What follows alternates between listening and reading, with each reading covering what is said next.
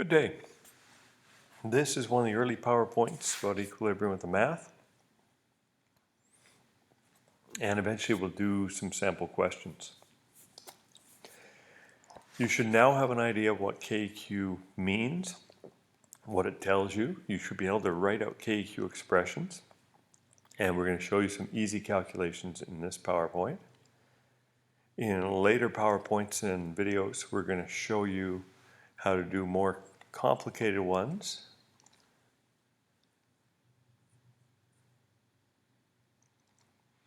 And D is the toughest part of this course, or this section of the course, because we have to use what are called ice charts that won't make sense. And then E talks about trial KQ, and that turns out to be very straightforward. So that gives you a sense of the 5 main kind of calculations you'll be doing.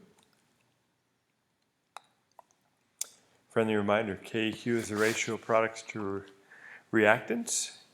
You only include chemicals that have concentrations that can change. That's gases and aqueous, not solids and pure liquids. We use square brackets when we're representing the elements because we're representing concentration. Coefficients become the exponents.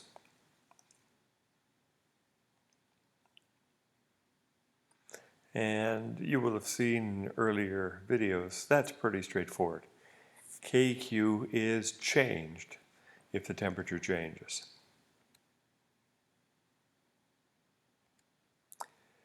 So if we look at a simple example like this, the formation of ammonia, we go from a balanced chemical equation, double-headed arrows indicating forward and reverse, and there's our KQ expression. The 1 there, this 3 is an exponent there, and this 2 is the exponent there for the ammonia.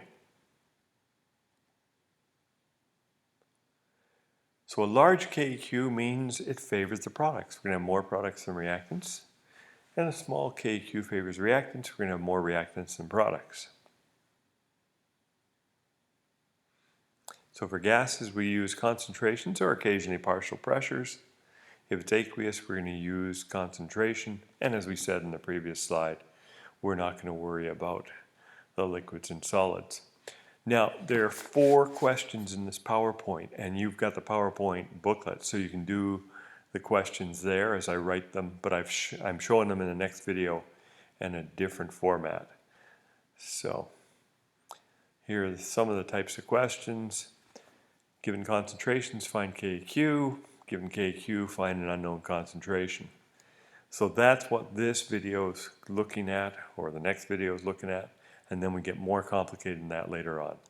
So these 4 questions, 1 and 2 and 3 and 4.